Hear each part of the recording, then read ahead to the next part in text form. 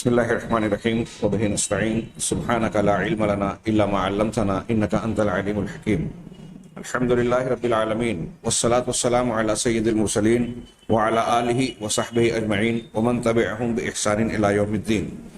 أعوذ بالله من الشيطان الرجيم. بسم الله الرحمن الرحيم. قد تبين الرشد من الغي فمن يكفر بالطاغوت ويؤمن بالله فقد استمسك بالعروة الوثقى لا انفصام لها والله سميع عليم. وقال تعالى إنه من يشرك بالله فقد حرم الله عليه الجنة ومأواه النار وما للظالمين من انصار.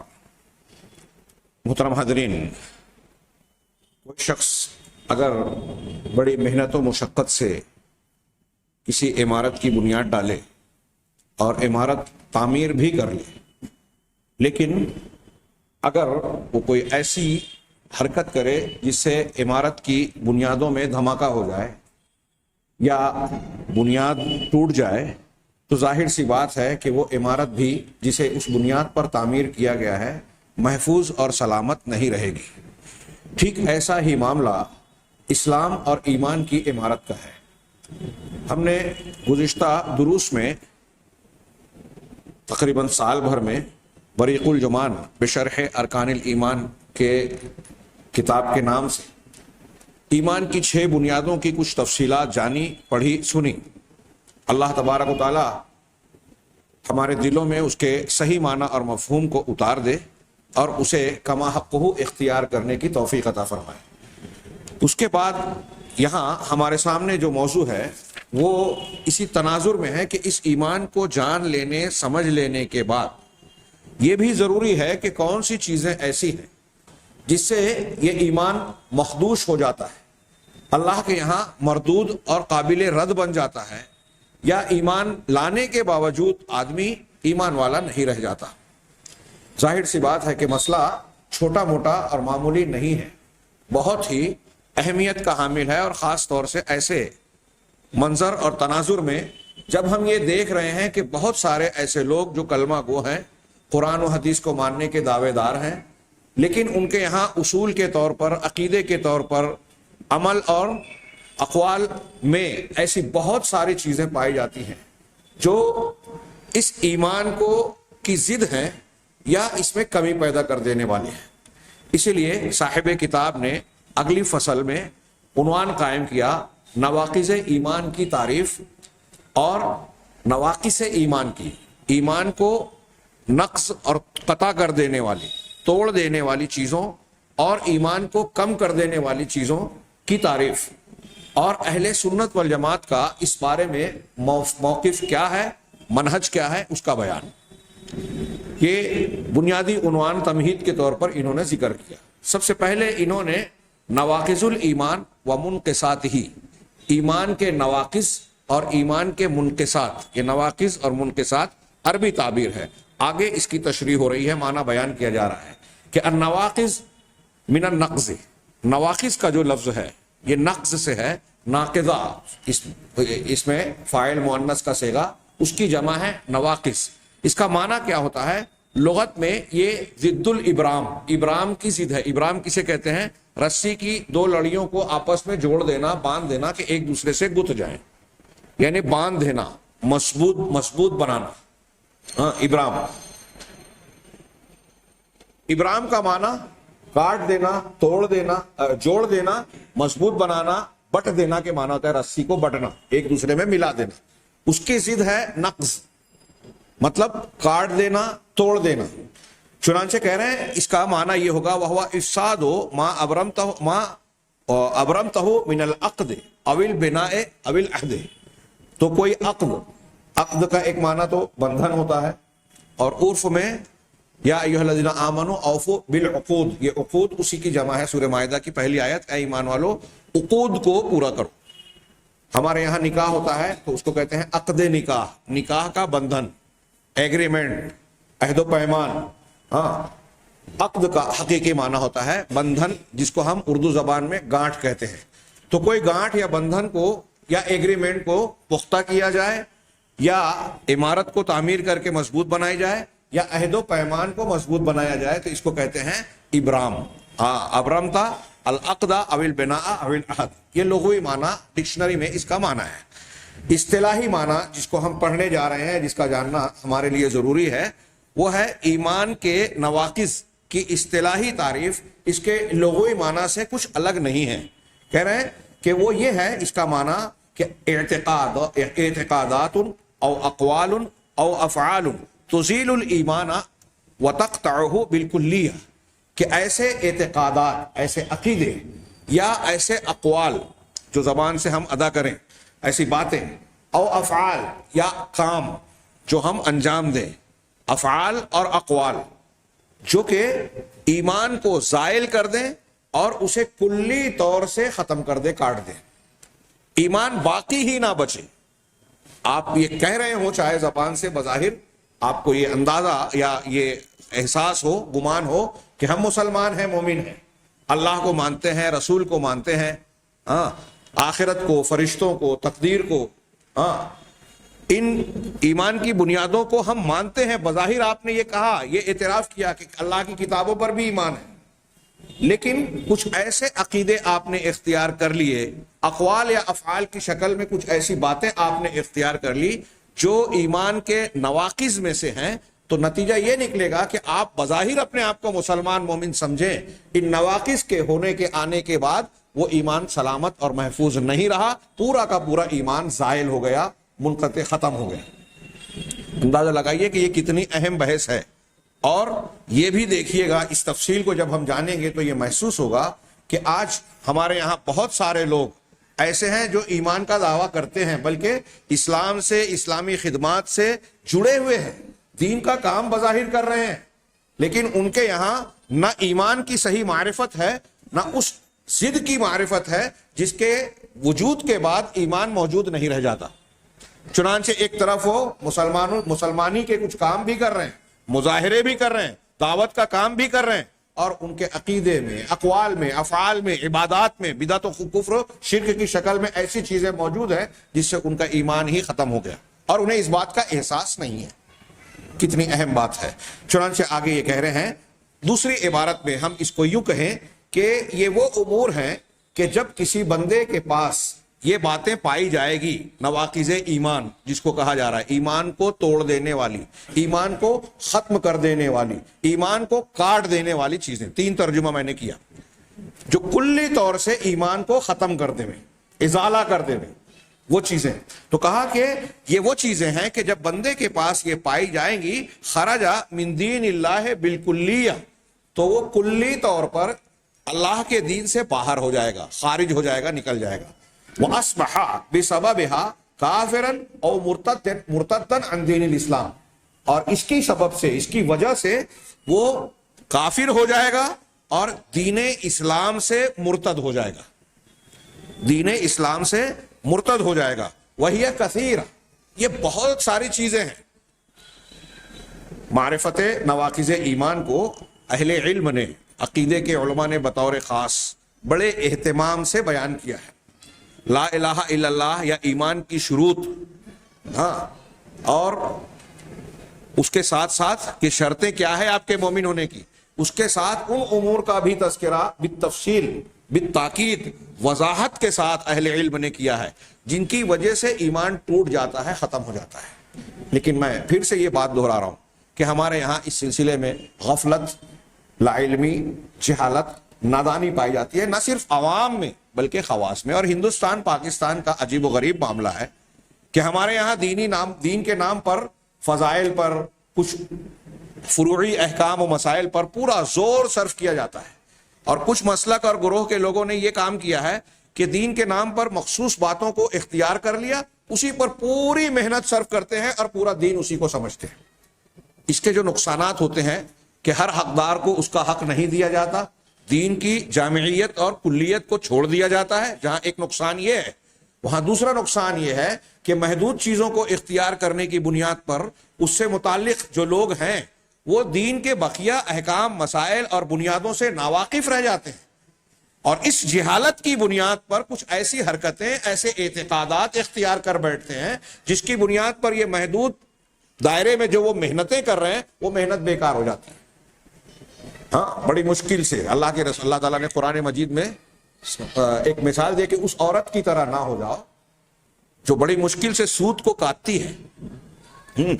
کوئی الجھا ہوا، اب ہمارے یہاں تو یہ کام چلتا ہے پاور لوم کا، دھاگے کا اور کپڑے کا، تو ہم اچھی طرح جاتے ہیں کہ اگر دھاگے الجھ جائیں، مالیگاؤں کی زبان میں جس کو ہم پھلکا کہتے ہیں، پھلکا جس کے دھاگے اجڑے ہوئے الجھے ہوئے ہوں، اس کو سیدھا کرنے میں کتنا وقت لگتا ہے، کتنی دقت و دشواری ہوتی ہے.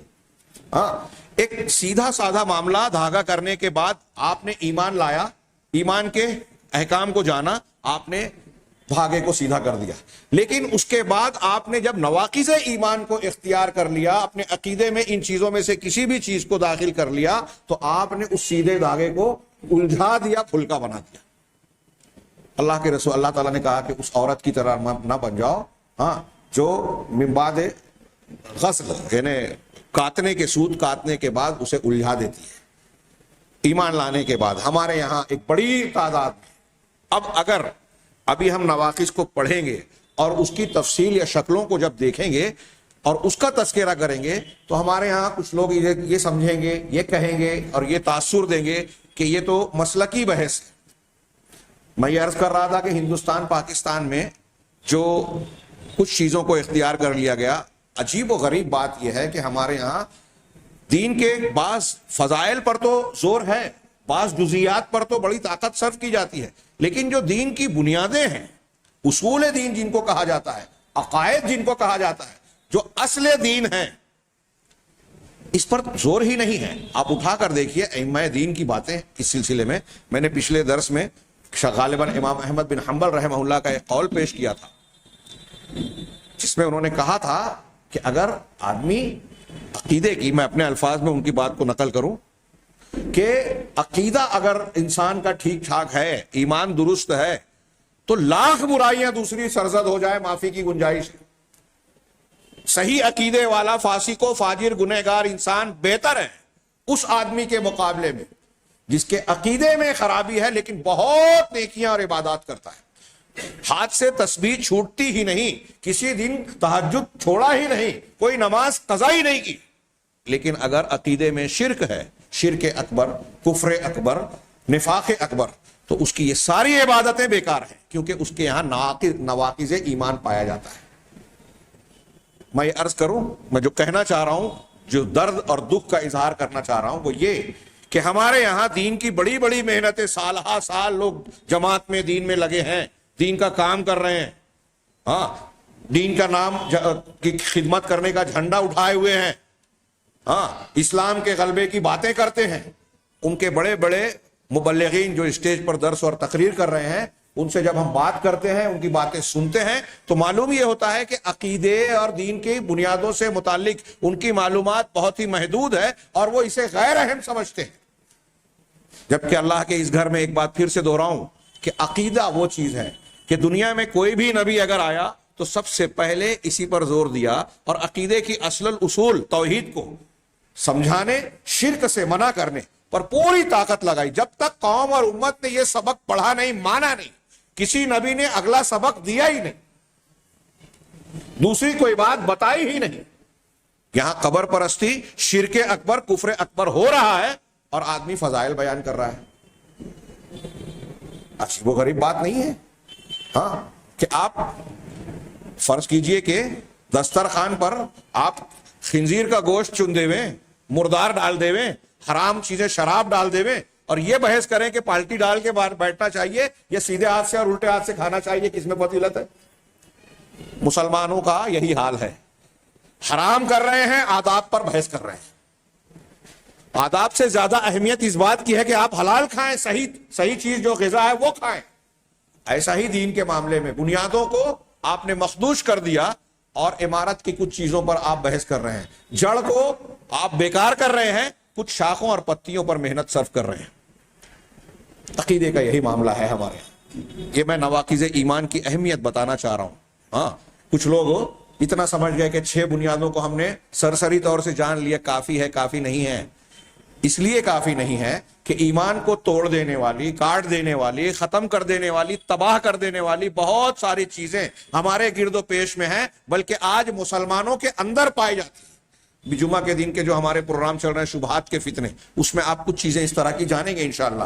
آگے ہم بڑھتے ہیں کہ یہ کہہ رہے ہیں کہ یہ ایسی چیزیں ہیں کہ بندے کے اندر اگر یہ پائی جائیں تو اس کی وجہ سے وہ اللہ کے دین سے بالکل یا باہر ہو جاتا ہے، کافر ہو جاتا ہے، دین سے مرتد ہو جاتا ہے، پھر جاتا ہے۔ وہیہ کثیرہ، یہ بہت ساری ہیں، تجتمع، جو کہ اکٹھا ہو جاتی ہیں، یعنی یہ شکلیں بہت ساری ہیں، لیکن ان شکلوں کو ہم 3 بنیادی عناوین کے تحت پیش کر سکتے ہیں، جمع کر سکتے ہیں: شرک اکبر، کفر اکبر، نفاق اکبر۔ یہ سب قوس میں انہوں نے لکھا اعتقادی۔ کچھ نفاق ایسا ہے جو عملی ہے، جیسے اللہ کے رسول نے کہا نا 4 خصلتیں ایسی ہے کہ کسی کے اندر ہو تو وہ پکا منافق۔ ہاں، اگر ایک خصلت ہو تو نفاق کی ایک علامت ہوگی، جب بات کرے تو جھوٹ بولے، جھگڑا کرے تو گالی گلوچ کرے، امانت دیا جائے تو خیانت کرے، وعدہ کرے تو وعدہ خلافی کرے۔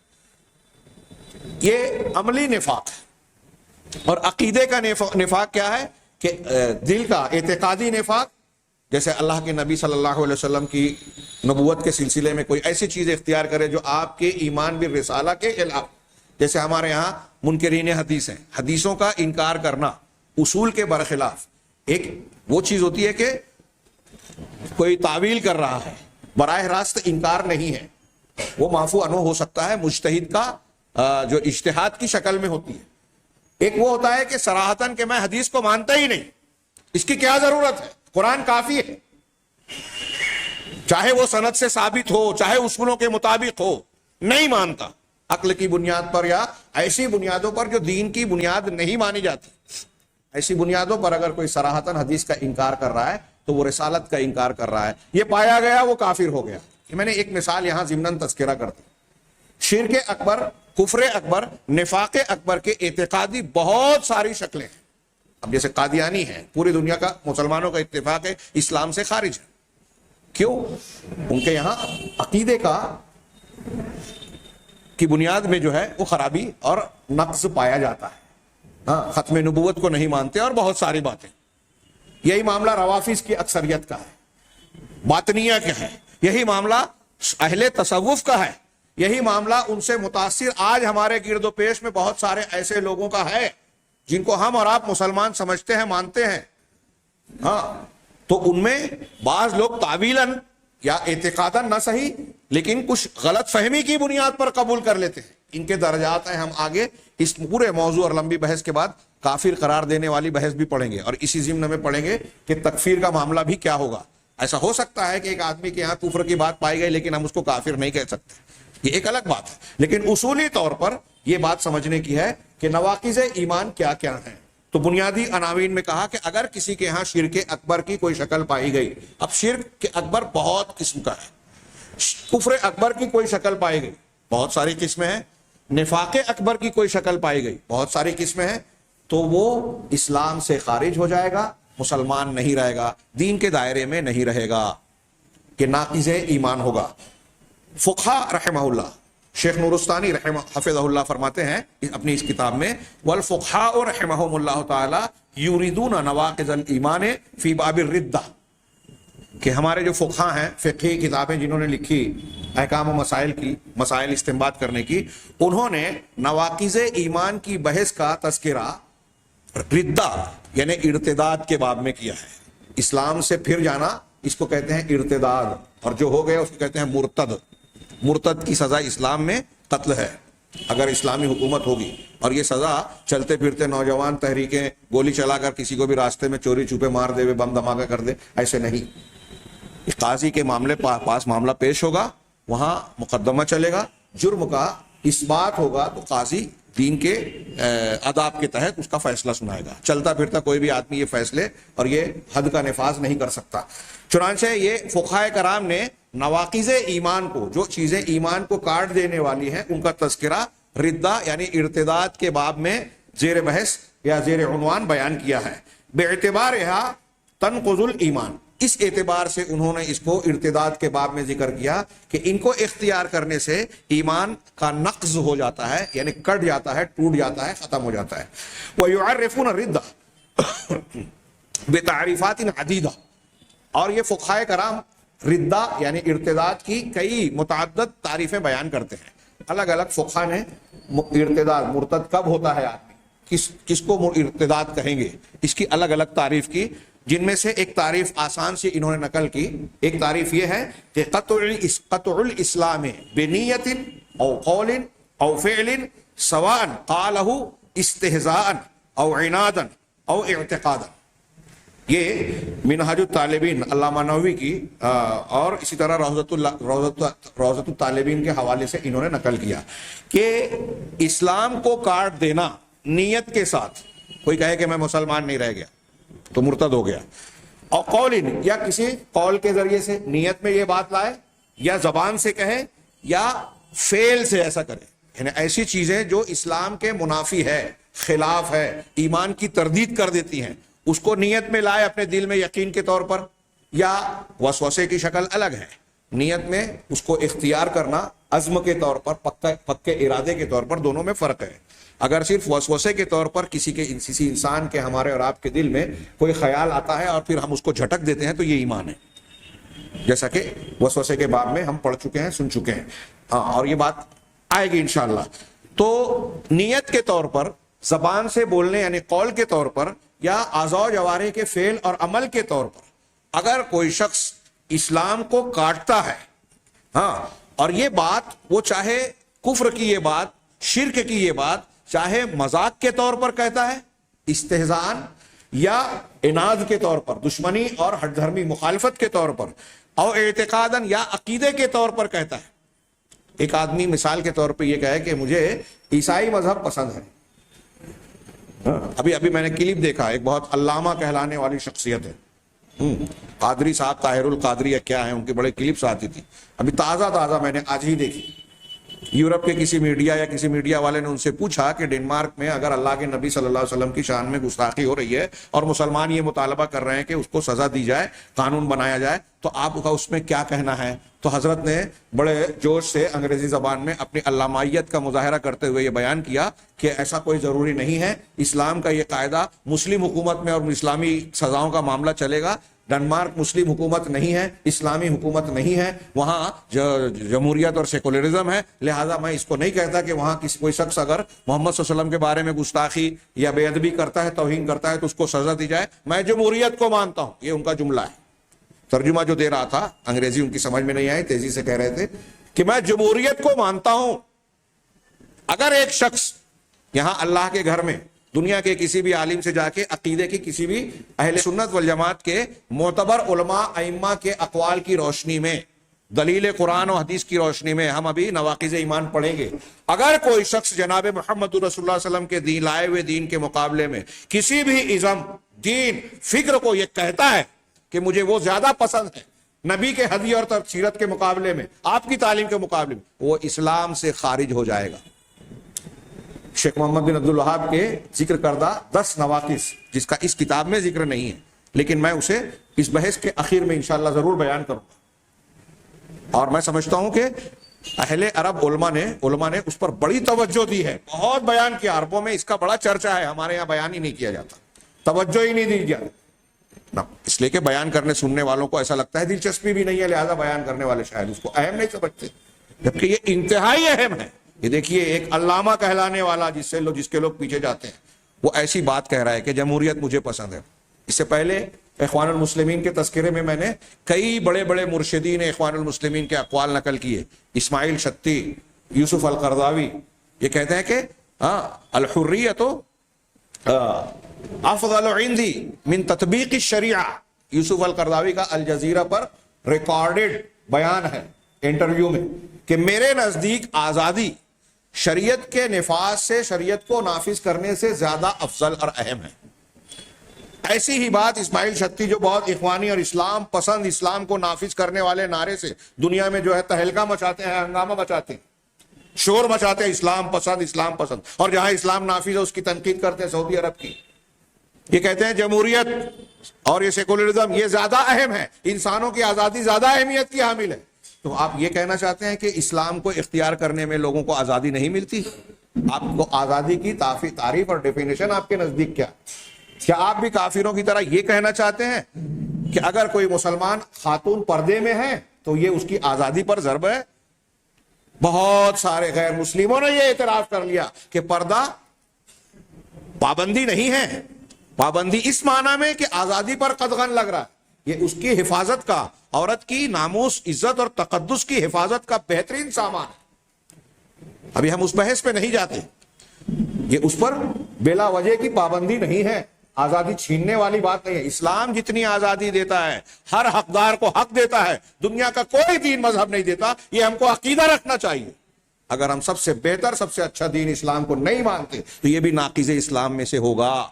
اچھی طرح یاد رکھیے، اسلام کی کسی تعلیم کے مقابلے میں اگر کوئی مسلمان یہ کہے کہ اسلام کی اس تعلیم کے مقابلے میں یہودیوں کا، عیسائیوں کا، ہندو مذہب کا، سیکولرزم کا، جمہوریت کا، فاشزم اور فلاں ازم کا قانون مجھے زیادہ بہتر لگتا ہے، تو اتفاق علماء اہل سنت وہ اسلام سے خارج ہو جائے گا جو یہ کہے گا۔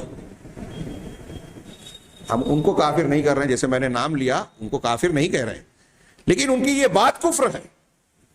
اب وہ جو تعویل کریں وہ معاملہ اللہ کے پاس کہ کس حد تک ہے، تکفیر والی بحث میں ہم وہ چیز جانیں گے۔ تو فقہا نے اسے کہا کہ اگر کوئی شخص، ابھی ہم پڑھیں گے کہ دین کی کسی بات کا آپ نے، ہم نے مذاق اڑایا، استہزاءً، یہ بحث بھی آگے آئے گی، اسلام اور قرآن کا، اذان کا، شریعت رسول کا، محمد رسول اللہ صلی اللہ علیہ وسلم کا، آپ کی ازواج، آپ کی لائی ہوئی کتاب کا، دین کے کسی حکم کا اگر ہم مذاق اڑاتے ہیں، ہمارے یہاں مسلکی اختلاف میں کئی لوگ کئی مسائل پر لوگ مذاق اڑانے لگتے ہیں، وہ غور کریں، یہ بھی دین کی چیزوں کا، ثابت شدہ چیزوں کا مذاق اڑانا کفر ہے، اسلام سے باہر کر دیتا ہے۔ اب سوچئے، کچھ لوگ بعض سنتوں کا مذاق اڑاتے ہیں، کوئی داڑھی کو برا بھلا کہتا ہے، کوئی کئی شادیوں کی اجازت کے تعلق سے مذاق کرتا ہے، مذاق اڑاتا ہے، کوئی جو ہے اسلامی پردے کا مذاق اڑاتا ہے۔ ہاں، ایسے ہمارے یہاں اور بھی گئے، نمازوں میں رفع الیدین، اب جو لوگ نہیں مانتے تو وہ اس کا مذاق اڑاتے ہیں، مکھی اڑا رہے ہیں۔ عورتوں کے مسجد جانے کی اجازت جو قرآن و حدیث میں ہے اور جس کا کوئی منسوخ نہیں ہوئی، کسی خلیفہ راشدی نے منع نہیں کیا، جب وہاں جاتے کچھ لوگ اس کا مذاق اڑاتے ہیں۔ دین سے ثابت شدہ کسی چیز کا مذاق اڑانا، یہ صرف میں ہی نہیں کہہ رہا ہوں، آپ علماء احناف، علماء شوافع، علماء ممالک کے ان علماء کے یہاں بھی دیکھیں تو جو میں کہہ رہا ہوں آپ کو اس کی تصدیق ملے گی۔ اس میں مجھے علم نہیں ہے کہ اس میں کسی کا اختلاف ہو مسلمان علماء میں۔ تو کہا اگر وہ مذاق کر کے کوئی اگر کفر کی بات کہہ رہا ہے، کفر، شرک اور نفاق اکبر کی، یا عنادن دشمنی کے طور پر، یا پھر عقیدہ اختیار کر کے، اعتقاداً اگر کوئی ایسی چیز اختیار کر رہا ہے تو وہ اسلام سے خارج ہو جائے گا۔ مختلف شکلیں آگے ہم تفصیل پڑھیں گے تو اس میں آئے گی۔ اما منقصات الایمان، یہ نواقص کی بات تھی جو کاٹ دیتے ہیں، ختم کر دیتے ہیں ایمان کو، اسلام کو۔ دوسری چیز ہے منقصات، جس کو ہم نواقص کے وزن پر نواقص کہہ لیں، اردو میں بھی استعمال کرتے ہیں ناقص، ناقص کی مؤنث ناقصہ، اس کی جمع نواقص، کم کر دینا، نقص یعنی کمی، خامی۔ تو وہ چیزیں جو ایمان میں، اسلام میں نقص اور خامی یعنی کمی پیدا کرتی ہیں، اسلام کو بالکلیہ ختم نہیں کرتی۔ ایک نواقص ہے، ایک نواقص ہے۔ نواقص کاٹ دینے والی، ختم کر دینے والی، نواقص کمی کرنے والی، ختم نہ کرنے والی۔ کہا فہی الامور التي تنافی کمال التوحید والایمان، یہ وہ امور ہے منقصات جس کو کہا، نواقص جس کو کہا، یہ وہ امور ہے جو توحید اور ایمان کے کامل ہونے کی ضد ہیں، یہ منافی ہیں کمال توحید کو اور کمال ایمان کی، یعنی ایمان کے کمال اور توحید کے کمال کے منافی چیزیں جو کمی پیدا کر دیں، مکمل نہ رہ جائے، جس کے ہونے سے ایمان اور توحید مکمل نہ رہ جائے۔ ولا تنافی ہے بالکلیہ، لیکن یہ چیزیں ایسی ہیں جو ایمان اور توحید کی بالکلیہ نفی نہیں کرتی، اس کا خاتمہ نہیں کرتی۔ ایمان اور اسلام رہتا ہے لیکن اس میں کمی ہو جاتی ہے۔ فَإِذَا وُجِدَتْ عِنْدَ الْمُسْلِمِ، یہ نواقص اگر کسی مسلمان کے پاس پائے جائیں، قدحت فی ایمانہ ونقصتہ، تو یہ اس کے ایمان میں قدح، کمزوری اور نقصان یعنی کمی پیدا کر دیں گی، اس کو مجروح اور مخدوش کر دے گی، لیکن بالکلیہ ختم نہیں کریں گی۔ وَلَمْ يُخْرِجْ مِنْ دِينِ الْإِسْلَامِ، لیکن یہ چیزیں اسلام، دین اسلام سے اس کو خارج نہیں کرے گی۔ اور یہ کیا ہے؟ وہی المعاصی التي لا تصل الى درجة الشرك الاکبر او الكفر الاکبر او النفاق الاکبر، یہ وہ گناہ اور معصیتیں ہیں جو کہ شرک اکبر، کفر اکبر اور نفاق اکبر کے درجے کو نہ پہنچی۔ ساری برائیاں اور جتنے بھی گناہ ہیں زنا, چوری, غیبت, چغلی, جھوٹ, ان میں سے جو بھی گناہ ہے, اگر شرک اکبر, کفر اکبر, نفاق اکبر کو نہیں پہنچا ہے تو وہ سب کے سب ایمان کے اور توحید کے منقصات میں سے ہیں, کمی کرنے والوں میں سے ہیں. یعنی جو شخص ان کاموں میں سے کسی کام کا ارتکاب کرے اس کا دین اور ایمان مکمل نہیں رہ جاتا, ناقص رہتا ہے. آگے کہہ رہے ہیں وَعَلَىٰ رَأْسِهَا, ان میں سر فہرست ان گناہوں میں, ان معصیتوں میں بڑے بڑے گناہ ہیں, بہت سارے گناہ ہیں, ایک لمبی فہرست تیار ہو سکتی ہے, لیکن ان گناہوں میں سر فہرست جو گناہ ہیں وسائل الشرک الاکبر, شرک اکبر کے وسائل, وہ اعمال جو بذات خود شرک نہیں ہیں لیکن شرک اکبر تک پہنچانے والے ہیں. کچھ اعمال ایسے ہیں اور ہمارے یہاں یہ پائے جاتے ہیں بکثرت کہ وہ جیسے تصویر کھینچنا, قبروں یا بزرگوں کی تصویریں بنانا, یہ نعلین اور فلاں چیزیں مقدس تصویر بنا لینا, یہ بظاہر ڈائریکٹ براہ راست شرک نہیں ہے لیکن شرک کے راستے ہیں, دروازے ہیں. ہاں, ابھی ہم پڑھیں گے کہ اللہ کے رسول صلی اللہ علیہ وسلم نے صرف شرک اور کفر سے منع ہی نہیں کیا بلکہ ان راستوں کو بھی بند کیا, ان کا بھی سد باب کیا جو شرک اور کفر تک لے جاتے ہیں. چنانچہ کہہ رہے ہیں کہ وسائل شرک, شرک اصغر, ہاں شرک اصغر جن کو ہم شرک اصغر کہیں گے, آگے ہم اس کی تعریفات پڑھیں گے, تو ان کو اگرچہ چھوٹا شرک کہا جاتا ہے لیکن شرک اکبر کے بعد دنیا میں جتنے بھی گناہ ہیں, کبیرہ سے کبیرہ گناہ, ان کبیرہ گناہوں میں بھی شرک اکبر کے بعد سب سے بڑا, سب سے کبیرہ شرک اصغر ہے. کفر اکبر کے بعد سب سے بڑا کفر اصغر ہے. یعنی اس کو جب اصغر کہہ دیا گیا تو ہم ان کو معمولی نہ سمجھیں, جیسے ریاکاری, ہاں شہرت طلبی, دنیا کے لیے کوئی دین کا کام کرنا, یہ شرک اصغر ہے اگر اس میں دوسرے کے تعلق سے وہ عقیدہ نہیں ہے جو اللہ تعالیٰ کے لیے ہونا چاہیے, صرف دکھاوا مقصود ہے, نمائش مقصود ہے, تو اس کو شرک اصغر کہا گیا. تو یہ شرک اصغر ہے لیکن پھر بھی جتنے بھی بڑے گناہ ہیں شرک اکبر کے علاوہ ان میں سب سے بڑا ہے. تو کہا شرک اصغر, کفر اصغر, نفاق اصغر اور عام بدعات, یہ سر فہرست ہیں گناہوں میں. بڑے بڑے گناہ ہیں یہ, دوسرے گناہوں کے مقابلے میں یہ بڑے ہیں. نمبر 2, دوسرا عنوان انہوں نے اس مبحث میں قائم کیا منہج اہل السنت والجماعہ فی باب نواقض الایمان. نواقض ایمان, ایمان کو کاٹ دینے, توڑ دینے, ختم کر دینے والی چیزوں کے بارے میں اہل السنہ والجماعہ, اہل الحدیث, اہل حق کا کیا موقف ہے, کیا طریقہ ہے.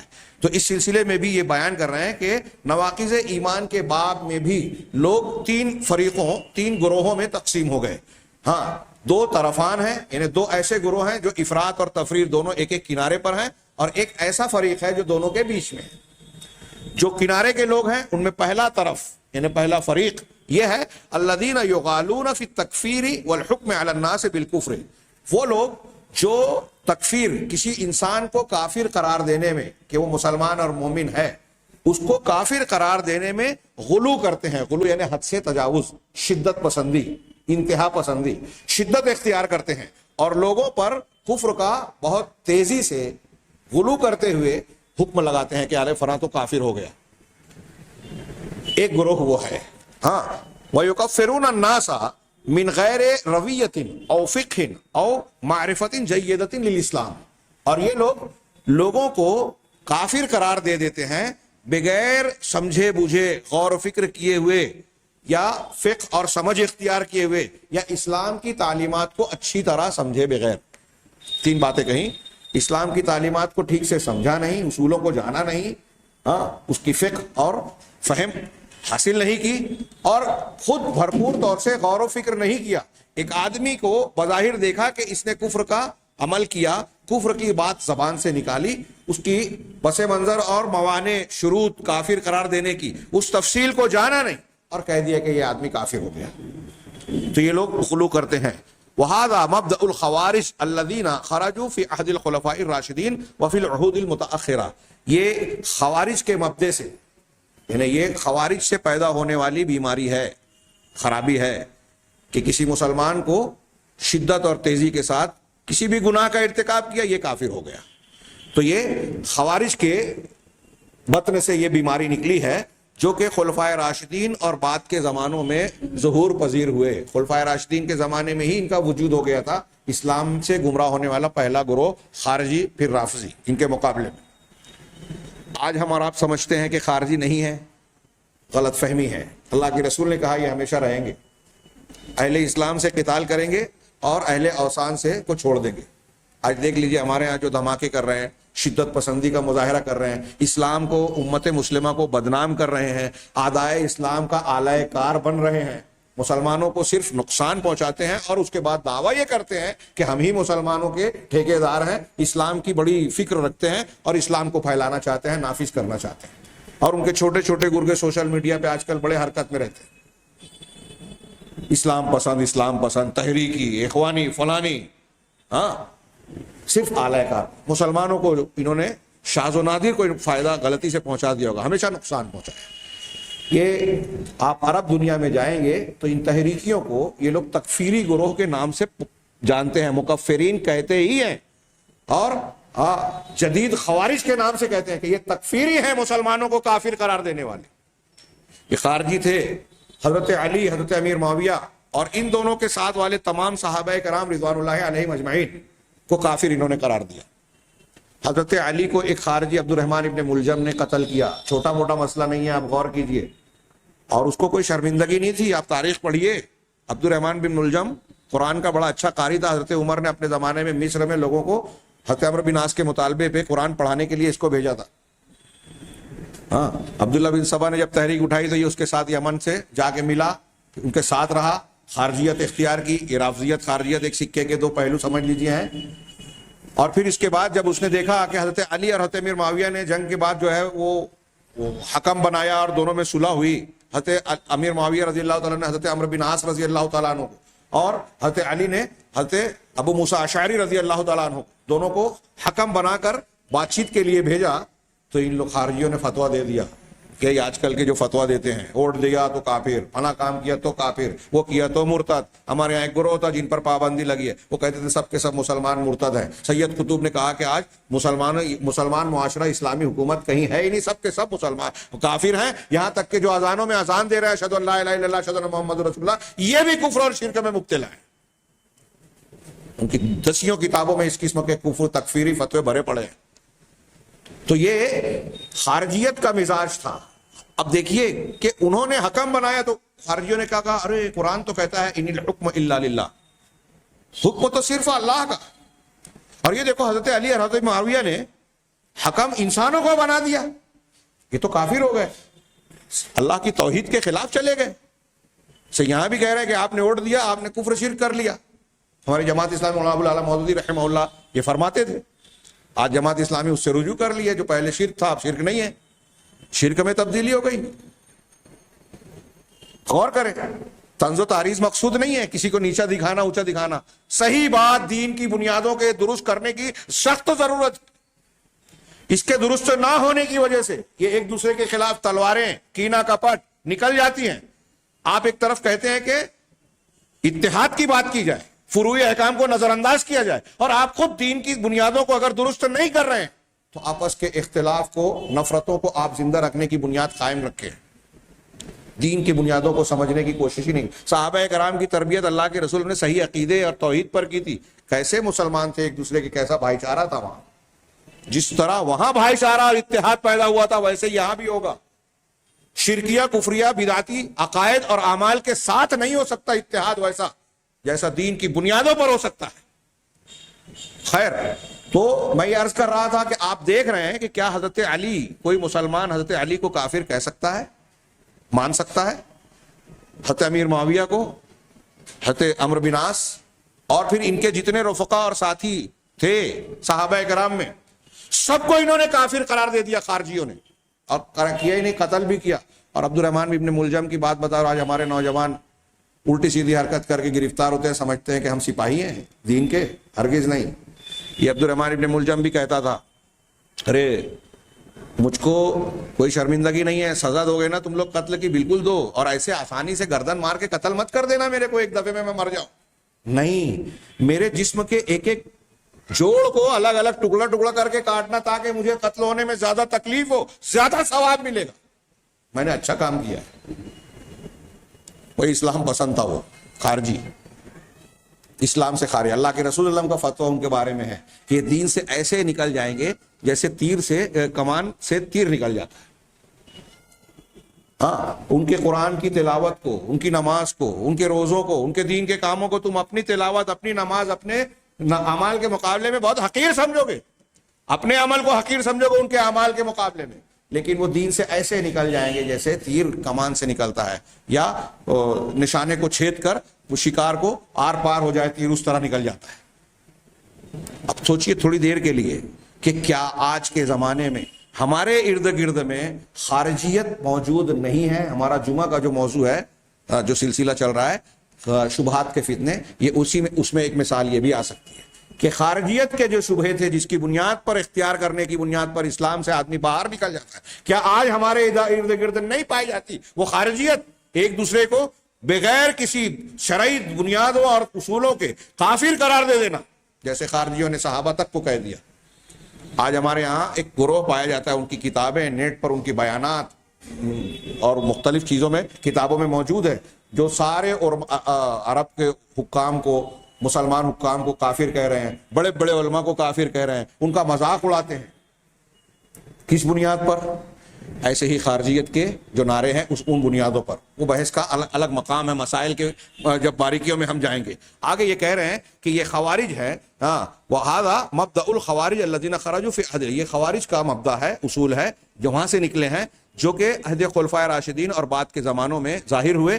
وَهَؤُلَاءِ يُكَفِّرُونَ الْمُسْلِمِينَ, یہ وہ لوگ ہیں جو مسلمانوں کو کافر قرار دیتے, وَيُغَالُونَ فِي الْكُفْرِ, اور کفر میں غلو کرتے, حد سے تجاوز کرتے. فَكُلُّ مَنْ خَالَفَهُمْ كَفَّرُوهُ وَاسْتَحَلُّوا دَمَهُ, ہر وہ شخص جو ان کی مخالفت کرتا یہ اس کو کافر کہتے اور اس کے خون کو حلال سمجھ لیتے, حلال قرار دیتے. ہاں, وَسَبَبُ هَذَا الْإِنْحِرَافِ عِنْدَهُمْ, کیوں یہ انحراف اور یہ گمراہی ان کے یہاں کیوں پیدا ہوئی؟ تو کہہ رہے ہیں کہ ان کے پاس یہ جو انحراف آیا اس کا سبب کیا تھا کہ انہم یاخذون النصوص التي تدل بظاہرها على الكفر او على الشرك, کہ ان لوگوں نے قرآن حدیث کی ان دلیلوں کو, نصوص کو لے لیا جو ظاہر میں کفر یا شرک پر دلالت کرنے والی ہیں. یاخذونها على ظاہرها, ان آیتوں اور حدیثوں کو ان کے ظاہری معنوں پر لے لیا, دون ان یجمعوا بینها وبین النصوص الاخرى, بغیر اس کے کہ وہ ان نصوص, قرآن حدیث کی ان دلیلوں کو دوسری ان دلیلوں کے ساتھ ملائیں جو ان دلیلوں کی تشریح اور تفسیر کرتی ہیں, ان کے معنی اور مطلب کی وضاحت کرتی ہیں. فإن الکفر, اس لیے کہ کفر, جیسا کہ خود انہوں نے کہا کہ عنقریب اس کی توضیح آگے آئے گی, یہ کفر بھی دو قسموں میں بٹا ہوا ہے, ایک کفر اکبر, ایک کفر اصغر. دوسرا وکذالک الشرک, اسی طرح شرک کا بھی معاملہ ہے.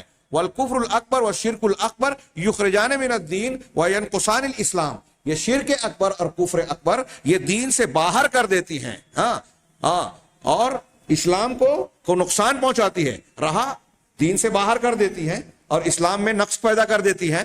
اما الکفر الاصغر والشرک الاصغر, رہا کفر اصغر اور شرک اصغر, فلا یخرجان من الدین, تو یہ دونوں آدمی کو دین سے باہر نہیں کرتی لیکن اسلام اور ایمان میں کمی ضرور کر دیتی. یہ خوارج کہہ رہے ہیں والخوارج لا یفرقون بین ھذا وذاک, لیکن ان خوارج نے اس میں اور اس میں فرق نہیں کیا, اکبر اور اصغر کے درمیان کوئی تفریق ہی نہیں کی. ان کے یہاں گویا یہ سمجھ بھی نہیں ہے. چنانچہ فلیس عندہم کفر اصغر ولا شرک اصغر, چنانچہ ان کے نزدیک کفر اصغر اور شرک اصغر نہیں ہے.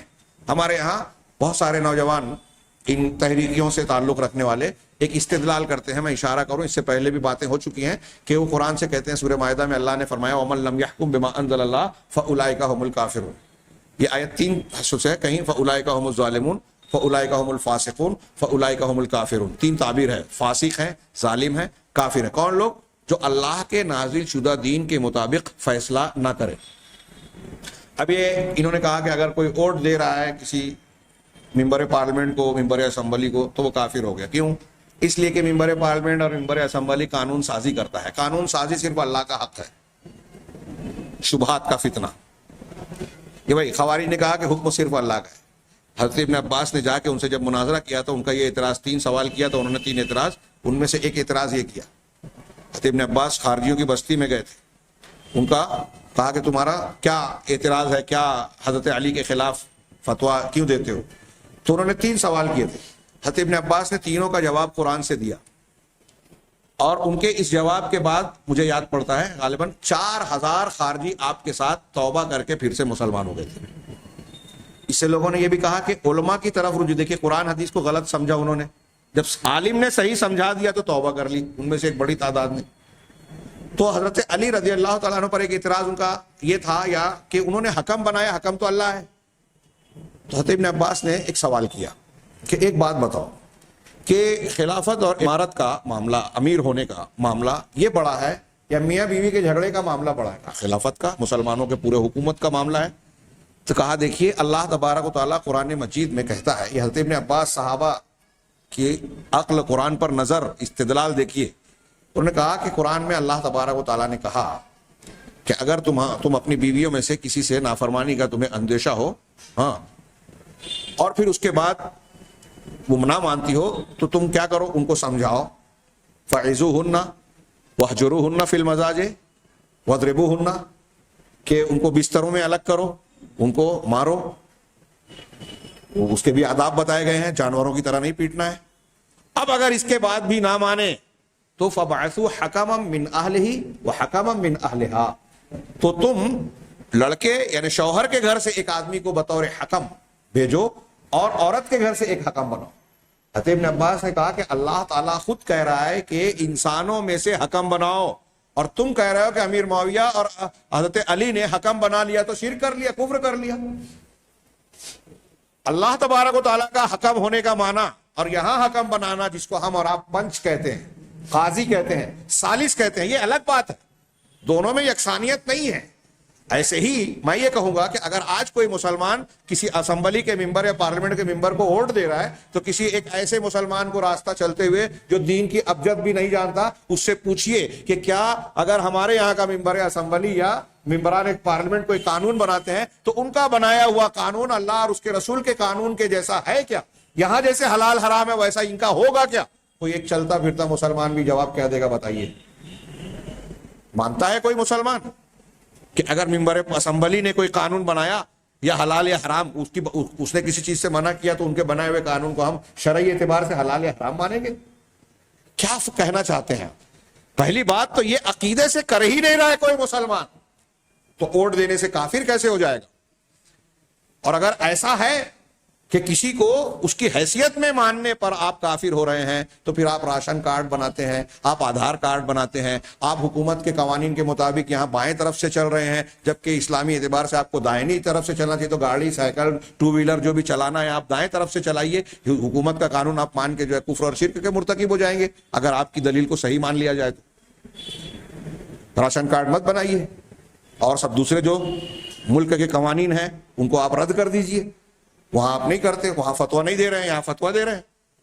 بات تھوڑی طویل ہو گئی لیکن اہم بھی ہے کہ خارجیوں نے اس طریقے سے تکفیر میں غلو کیا کہ کسی کی کوئی چیز, ابھی تو یہاں میں عرض کر رہا ہوں کہ یہاں شرک اصغر اور کفر اصغر پر کفر کا فتویٰ دیتے ہیں. ہمارے یہاں تو دیکھ رہے ہیں کہ کچھ ایسی چیزیں ہیں جو گناہ ہے بھی نہیں, شرک اصغر اور کفر اکبر اصغر بھی نہیں ہے, اس پر بھی کافر ہونے کا فتویٰ دے دیا جا رہا ہے. ایسا بھی ہوتا ہے. تو بہرحال یہ آگے کہہ رہے ہیں کہ خوارج نے ان دونوں میں اکبر اور اصغر میں فرق نہیں کیا, چنانچہ ان کے نزدیک نہ کفر اصغر ہے نہ شرک اصغر ہے, بلکہ کفر اور شرک ان کے نزدیک سب کے سب ایک ہی چیز ہے, وہ چھوٹا اور بڑا کچھ نہیں. وَهُوَ الْخُرُوجُ مِنَ الدِّينِ, اور اس کا معنی ہوتا ہے کہ دین سے انسان کا نکل جانا. وَهُمْ أَخَذُوا بِظَوَاهِرِ بَعْضِ النُّصُوصِ وَتَرَكُوا النُّصُوصَ الْأُخْرَى, ہاں انہوں نے بعض نصوص قرآن حدیث کی واضح دلیل کو نص کہتے ہیں, اس کی جمع نصوص, تو بعض نصوص کے ظاہری معنی کو لے لیا اور دوسرے ان نصوص کو چھوڑ دیا جو کہ ان نصوص کی پہلی نصوص کی تشریح کرتی ہیں, ہاں, اور اس کو 2 قسموں میں بانٹتی ہیں کفر اور شرک کو.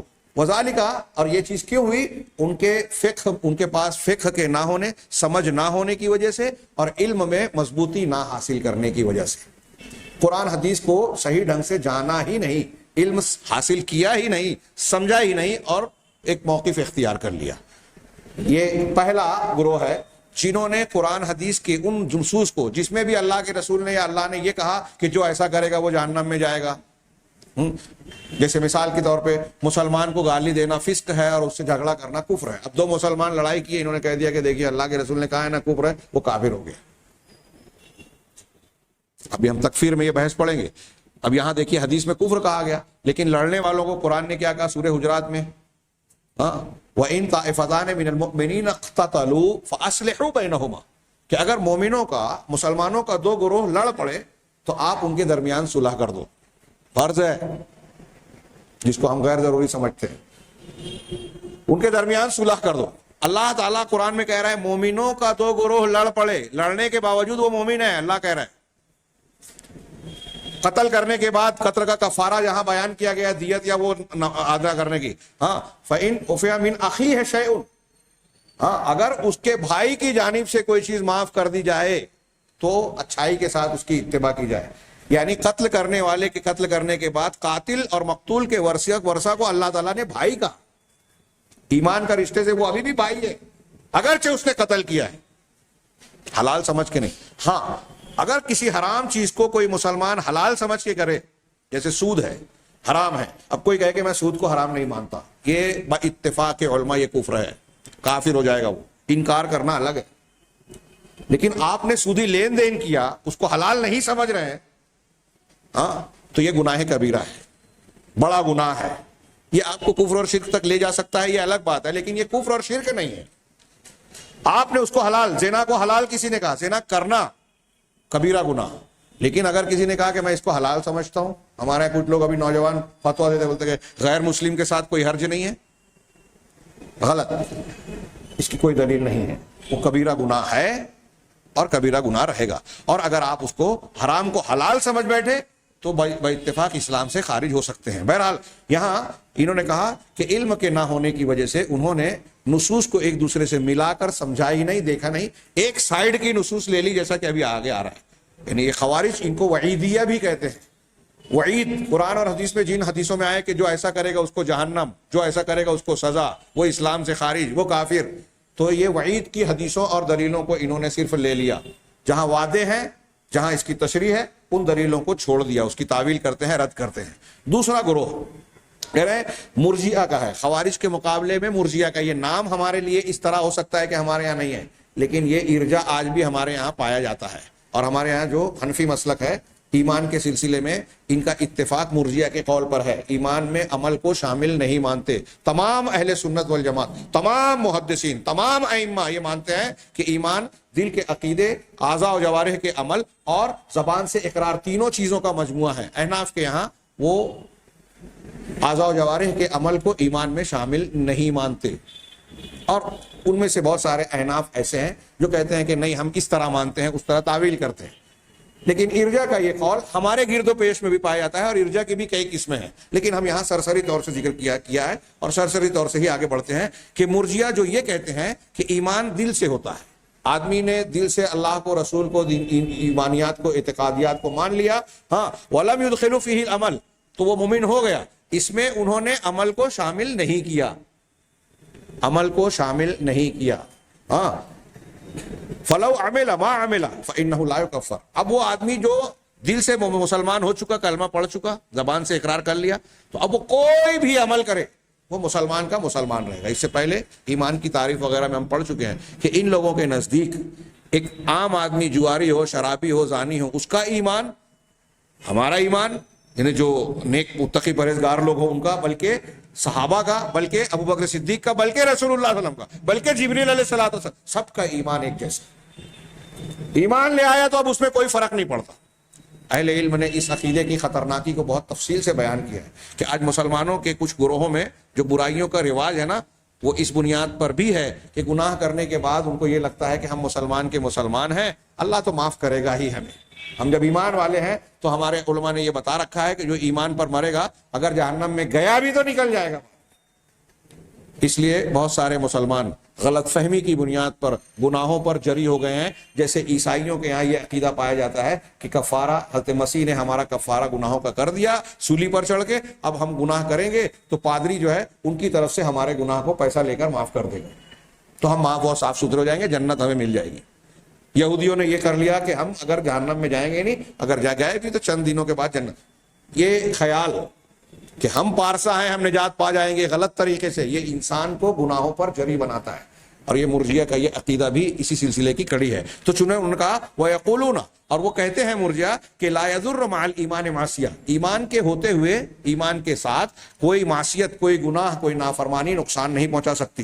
وَلَا يَنْفَعُ مَعَ الْكُفْرِ طَاعَةٌ، اور کافر ہونے کے بعد اگر ایک آدمی کافر ہے تو کوئی نیکی، کوئی اچھائی انسان کو فائدہ نہیں پہنچائے گی. یعنی ایک آدمی اگر کافر ہے تو وہ کتنا بھی پنیہ کا کام کر رہا ہے، نیکی کا کام کر رہا ہے، ان کے عقیدے کے مطابق اس کے لیے مفید نہیں ہے. ہم یہ مانتے ہیں کہ اس کے کفر کے درجے میں کمی ہوگی. کافر تو ہے ہی، وہ درجات ان کے یہاں بھی ہیں. ہاں، انہوں نے وعدے کی نصوص کو، جن قرآن و حدیث کی جن دلیلوں میں اللہ کی طرف سے وعدے کیے گئے ہیں، ان نصوص کو لے لیا ہے. اللتی فیہا وعد اللہ بالمغفرۃ والرحمہ، جن نصوص میں قرآن اور حدیث میں اللہ تعالیٰ کی جانب سے معاف کر دینے، مغفرت اور رحمت کا وعدہ کیا گیا ہے کہ جو لوگ ایمان لائیں گے اللہ تعالیٰ ان کو جنت میں جن کے نیچے نہریں جاری ہیں داخل کرے گا. یہ وعدہ ہے. اللہ ان کے گناہوں کو معاف کر دے گا، یہ اللہ کا وعدہ ہے. اب یہ آیتیں موجود ہیں تو اب ہم ایمان والے ہو گئے تو ہمارے لیے جنت ہے، معافی ہے، اللہ کی طرف سے رحم و کرم ہے، کوئی سزا ہم کو نہیں ملے گی، ایمان والے ہو گئے. تو یہ انہوں نے ایک طرف کی یعنی وعدے کی دلیلوں کو لے لیا. اور وَلَمْ يَجْمَعُوا بَيْنَهَا وَبَيْنَ نُصُوصِ الْوَعِيدِ، اور انہوں نے وعدے کی دلیلوں کے ساتھ، قرآن و حدیث کے نصوص کے ساتھ وعید کی نصوص کو اکٹھا نہیں کیا، دونوں کو ملایا نہیں. وہ وعید کی دلیلیں جن کے اندر اللہ کی طرف سے ڈراوا ہے کفر سے، شرک سے، گناہوں سے، معصیتوں سے، جن میں منع کیا گیا ہے، لعنت بھیجی گئی ہے، سختی کی گئی ہے، عذاب کی دھمکیاں دی گئی ہیں، ان کو انہوں نے ترک کر دیا، اس کو نظر انداز کر دیا.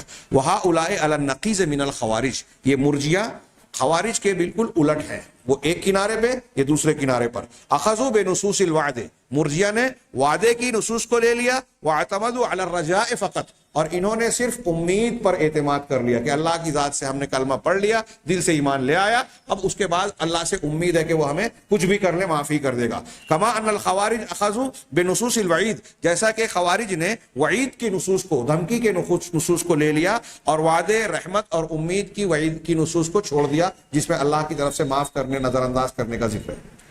یہ دونوں افراط اور تفریط میں پڑ گئے. تیسرا گروہ اہل سنت والجماعت، اہل الحدیث، اہل الحق کا ہے.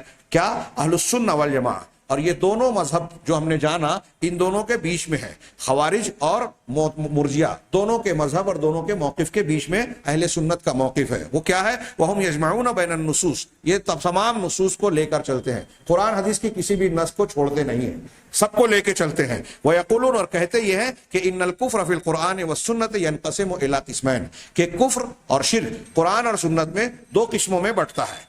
ہاں، اکبر و اصغر، ایک اکبر ہے ایک اصغر ہے. والذنوب التي دون الشرک لا يكفر صاحبها، اور وہ گناہ جو شرک اکبر سے کم درجے کے ہیں، کفر اکبر کے کم درجے کے ہیں، اس کے کرنے والے کو کافر نہیں کہا جائے گا، دین سے خارج نہیں قرار دیا جائے گا. چنانچہ آگے کہہ رہے ہیں والکفر والشرک الاکبر یخرجان من الملہ، چنانچہ اہل سنت یہ مانتے ہیں کہ شرک اکبر اور کفر اکبر ملت سے باہر کر دے گا. والشرک الاصغر والکفر الاصغر لا یخرجان من الملہ، اور شرک اصغر، کفر اصغر جو چھوٹا والا ہے، یہ اسلام سے خارج نہیں کرے گا.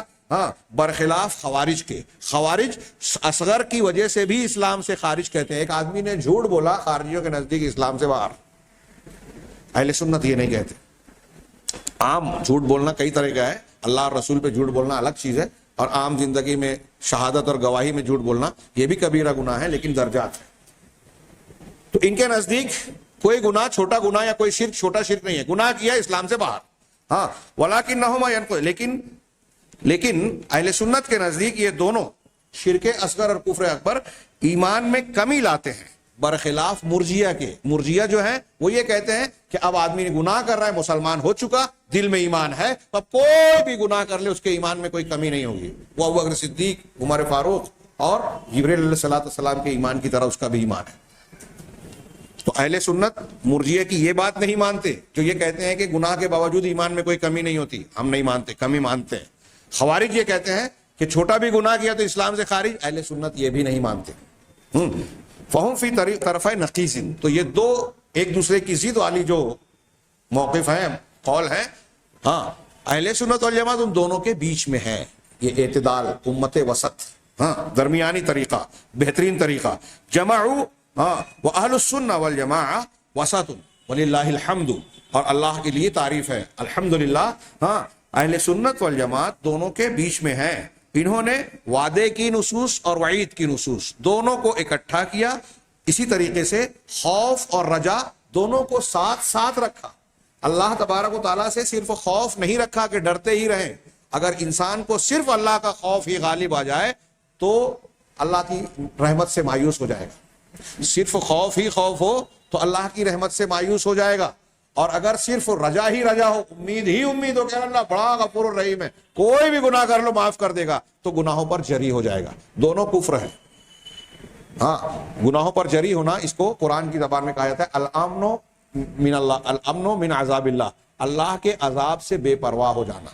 اگر امید ہی امید ہو تو اللہ کے عذاب سے بے پرواہ ہو جاتا ہے آدمی. خوف ہی خوف ہو تو اللہ کی رحمت سے مایوس ہو جاتا ہے. یہ عذاب سے بے پرواہی اور رحمت سے مایوسی دونوں کو قرآن و حدیث میں شرک کہا گیا ہے. اس لیے عقیدے کی ایک بڑی لمبی چوڑی بحث اہل علم کرتے ہیں کہ ایک ایمان، ایک مسلمان کے دل میں دونوں چیزیں بیک وقت ہونا چاہیے. اللہ کا خوف بھی، اللہ تبارک و تعالیٰ سے امید بھی. یہ پرندے کے دو پروں کی طرح ہے کہ جب یہ دونوں پر درست ہوتے ہیں تو پرندے کی پرواز اور اڑان ٹھیک ٹھاک اور درست ہوتی ہے. لیکن ان پروں میں سے کسی ایک پر میں اگر خرابی آ جائے تو ایک پر سے پرندہ اڑ نہیں سکتا. اگر آپ کے اندر خوف اور رجا دونوں ہیں تو آپ کا ایمان اور زندگی کی کا راستہ ٹھیک ٹھاک اور درست رہے گا. اور اگر دونوں میں سے ایک مخدوش ہو گیا تو آپ صحیح زندگی نہیں گزار سکتے، ایمان والی زندگی نہیں گزار سکتے. اللہ کا خوف، پسندیدہ خوف وہ ہے جو آپ کو گناہوں سے، حرام چیزوں سے روکے. اللہ کی نافرمانی اور آپ کے درمیان رکاوٹ بن جائے، وہ خوف خوف محمود ہے. ورنہ صرف زبان سے کہنا کہ میں اللہ سے ڈرتا ہوں، تو یہ ابلیس نے بھی کہا تھا بدر کے موقع پر کفار سے کہ انی اخاف اللہ، میں اللہ سے ڈرتا ہوں. حقیقت میں وہ ڈرتا نہیں تھا. اللہ کا ڈر حقیقی یہ ہے کہ آدمی گناہ سے بچ جائے، اور اللہ سے امید حقیقی یہ ہے کہ آپ نیکی کا کام کریں، اس کے قبول ہونے کی امید رکھیں. گناہ اگر ہو جائے تو توبہ کریں اور اس توبہ کے قبول ہونے کی امید رکھیں. بغیر کسی محنت کے، نیکی کے، توبہ کے آپ اللہ سے امید رکھیں کہ ہم تو مسلمان گھر میں پیدا ہوئے، ہم تو قرآن حدیث کو ماننے والے ہیں، ہم نے تو کلمہ پڑھ لیا، ہم تو اہل الحدیث ہیں، ہم تو فلاں ہیں. یہ تمنائے خام ہے، یہ حقیقی امید نہیں ہے جو شرعی امید، رجا جس کو کہا گیا یہاں. تو اہل سنت والجماعت کہتے ہیں کہ خوف محمود، شرعی خوف بھی ہونا چاہیے، بندے کے ایمان کے لیے ضروری ہے، اور شرعی رجا بھی ہونا چاہیے. وہ اس کے ایمان کو مکمل اور صحیح بناتی ہے دونوں چیزیں. ہاں چنانچہ فلم یاخذ الرجاء فقط، اہل سنت نے صرف امید کو نہیں لیا، رجا کو، جیسا کہ مرجیہ نے صرف امید کو پکڑ لیا. اہل سنت ایسا نہیں کرتے. اور اسی طریقے سے اہل سنت نے صرف خوف کو بھی پکڑ کر نہیں رکھا، جیسا کہ خوارج نے صرف خوف ہی کو اپنے دامن میں پکڑ لیا، تھام لیا، اور دوسرے پہلو کو چھوڑ دیا. آخر میں نتیجے کے طور پر اس پوری بحث کا خلاصہ بڑے پیارے جملے میں عقیدے کے علماء علامہ ابن ابی العز نے بھی یہ بیان کیا، جو یہاں انہوں نے لکھا کہ فمن عبد اللہ بالخوف فقط فہو خارجی. تو جو شخص صرف اللہ کے ڈر کی وجہ سے عبادت کرے، اللہ کی صرف ڈر کی وجہ سے اللہ کی عبادت کرے، وہ خارجی ہے. ومن عبد اللہ بالرجاء فقط، اور جو صرف امید کے وجہ سے اللہ کی عبادت کرے، وہ مرجیہ ہے، مرجی ہے. ومن عبد اللہ بالحب فقط، اور جو اللہ سے صرف محبت کی وجہ سے عبادت کرے، وہ فہو من منحرف الزہاد، وہ منحرف زاہدوں میں سے ہے، گمراہ عبادت کرنے والوں میں سے ہے. ومن عبد، آخری اہل سنت کے بارے میں کہا ومن عبد اللہ بالخوف والرجاء والحب والرغبہ فہو موحد سنی. جو شخص اللہ کی عبادت خوف سے بھی کرے، ڈر کر بھی، امید سے بھی کرے، ہاں، اور رجا سے بھی، محبت کے ساتھ بھی، اور رغبت اور شوق کے ساتھ بھی، تو وہ موحد ہے، توحید پر عمل کرنے والا حقیقی مومن اور سنی ہے. یہ تینوں چیزیں ہونی چاہیے. صحابہ کرام کی تعریف کرتے ہوئے قرآن نے کئی جگہ کہا کہ یدعون ربہم خوفا وطمعا، اپنے پروردگار کو پکارتے ہیں کیسے؟ خوف سے، ڈر کے، طمع امید سے، لالچ رکھتے ہوئے. دونوں چیزیں ساتھ ہونی چاہیے، خوف بھی اور امید بھی. صوفیاء کرام اس کی مخالفت کرتے ہیں، ہاں ہم آگے اس کو جانیں گے. چنانچہ نتیجے کے طور پر آخری 3-4 لائن میں شیخ نے کہا، چنانچہ اس پوری بحث کے بعد شیخ نورستانی کہتے ہیں کہ نواقض ایمان کی معرفت، اس کو جاننا، یہ جو باب ہم نے پڑھنا شروع کیا ہے، اس کا جاننا، اس کی بہت بڑی اہمیت ہے، بہت بڑی اہمیت ہے، تاکہ انسان اپنے ایمان کی حفاظت کر سکے. ہم ایمان لے آئے، اپنے اس ایمان کو محفوظ کیسے رکھیں، یہ اسی وقت ہم رکھ سکیں گے جب ہم نواقض ایمان کو صحیح صحیح جانیں گے. اور میں نے شروع میں تمہید میں اس موضوع کی اہمیت بتاتے ہوئے بیان کیا کہ آج ہمارے یہاں بہت سارے لوگ، عوام ہی نہیں خواص بھی ایسے ہیں جو ایمان کو ایک طرف محنت کر رہے ہیں اسلام اور ایمان کی، دوسری طرف ایسے عقیدے، اعمال اور طریقے اختیار کر بیٹھے ہیں، کر رکھے ہیں، جس سے ایمان کٹ جاتا ہے، ختم ہو جاتا ہے، ٹوٹ جاتا ہے. یہاں تک کہ اسلام آدمی اپنے ایمان کی حفاظت کر سکے. وَلَا يُعَرِّضُهُ لِلنَّوَاقِضِ الَّتِي تُنَاقِضُ أَصْلَهُ. اور انسان جب یہ جانے گا تو اپنے ایمان کو ان نواقص میں پڑھنے سے، ان توڑ دینے والی چیزوں میں ڈالنے سے بچائے گا، جو کہ اس کی اصل اور بنیاد کو، اس کی جڑ کو کاٹ دینے والی ہے ایمان کی. او لما يناقض کمالہ، یا وہ چیزیں جو ایمان کے کمال کو کم کر دیتی ہیں، نیچے کر دیتی ہیں.